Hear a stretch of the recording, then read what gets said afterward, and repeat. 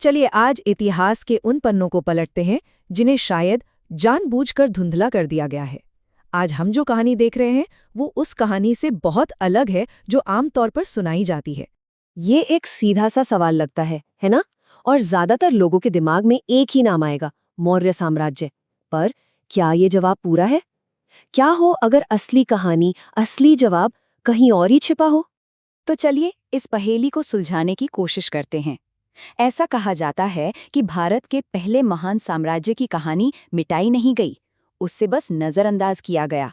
और इसका सबसे बड़ा सबूत आज भी हमारे सामने है, पत्थर पर उकेरा हुआ।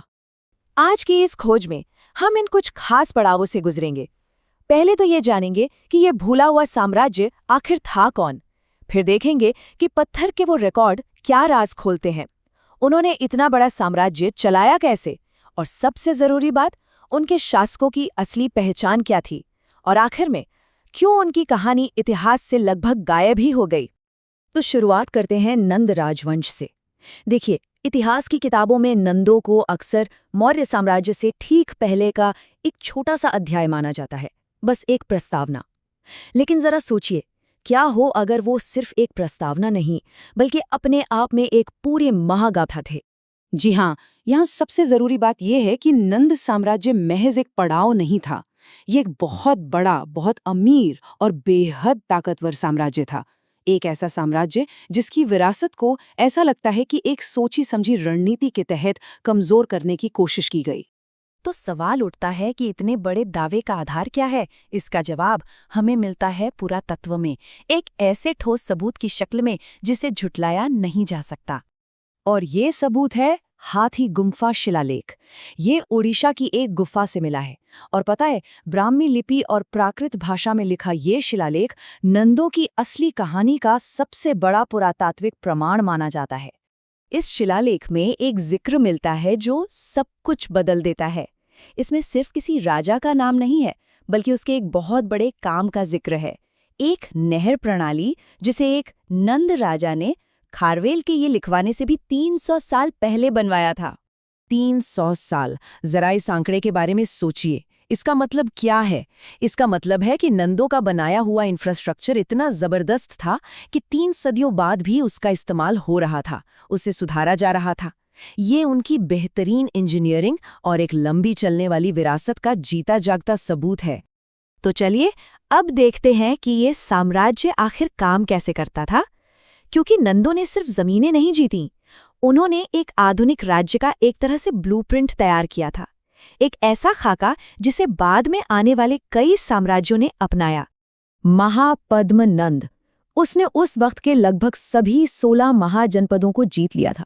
सोचिए, कलिंग, काशी, शूरसेन जैसे बड़े और ताकतवर राज्य भी इसमें शामिल थे।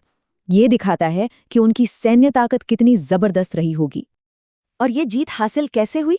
इसका जवाब है एक बहुत बड़ी सेना। यूनानी इतिहासकार भी लिखते हैं कि नंदों के पास 2 लाख पैदल सैनिकों की फौज थी। 2 लाख! ये उस जमाने की दुनिया की सबसे बड़ी सेनाओं में से एक थी। और सिर्फ इतना ही नहीं, उनके पास थे 80,000 घुड़सवार। ये सेना उन्हें लड़ाई के मैदान में तेजी देती थी और इतने बड़े इलाके पर कब्जा बनाए रखने में मदद करती थी। और आखिर में 6,000 जंगी हाथी। प्राचीन भारत में हाथी मतलब चलते फिरते टैंक, जो दुश्मन की किसी भी लाइन को तहस नहस कर सकते थे। सोचकर देखिए, कितनी खौफनाक सेना रही होगी वो। लेकिन सिर्फ सेना से काम नहीं चलता है ना। नंदों ने एक बहुत ही कुशल प्रशासन की नींव रखी। उन्होंने एक छत्र राज्य बनाया, मतलब एक सेंट्रलाइज स्टेट। एक नया टैक्स सिस्टम लागू किया, व्यापार के लिए पंचमार्क सिक्कों का चलन बढ़ाया, जिससे अर्थव्यवस्था मजबूत हुई।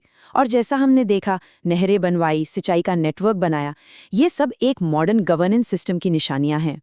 अब आते हैं इस कहानी के सबसे दिलचस्प और सबसे विवादास्पद हिस्से पर। ये हिस्सा जुड़ा है नंद शासकों की सामाजिक पहचान से, और ये पारंपरिक इतिहास को सीधी चुनौती देता है। ये पूरा तर्क टिका है एक कॉन्सेप्ट पर जिसे व्रात्य क्षत्रिय कहते हैं।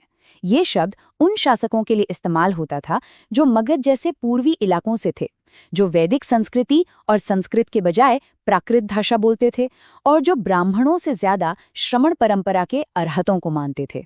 तो पेच यहीं पर है। एक तरफ पारंपरिक इतिहास कहता है कि नंद शूद्र थे, लेकिन दूसरी तरफ ये नया नजरिया कहता है कि नहीं, वे नापित यानी नाई जाति से थे, और उस दौर में इस जाति का समाज में एक बहुत ऊंचा और सम्मानित स्थान था। और इस दावे को मजबूती देने के लिए अरहत उपाली का उदाहरण सामने रखा जाता है। वो एक नाई के बेटे थे, लेकिन महात्मा बुद्ध के बाद बौद्ध संघ के सबसे बड़े अधिकारी बने। उन्होंने बौद्ध धर्म के सबसे पवित्र ग्रंथों में से एक विनय पिटक की रचना की। ये दिखाता है कि उस समय इस जाति की प्रतिष्ठा कितनी ज्यादा थी। तो अब हम पहुंच गए हैं अपने आखिरी पड़ाव पर, एक ऐसा पड़ाव जहां ये दावा किया जाता है कि इतिहास के साथ एक जानबूझकर हेरफेर की गई है। ये सवाल इतिहास की हमारी पूरी समझ को हिलाकर रख देता है। हमें हमेशा से यही पढ़ाया गया है कि चंद्रगुप्त मौर्य ने नंदों को हराकर मौर्य साम्राज्य की नींव रखी। लेकिन क्या हो अगर वो दुश्मन थे ही नहीं? क्या हो अगर वो एक ही खानदान का हिस्सा थे?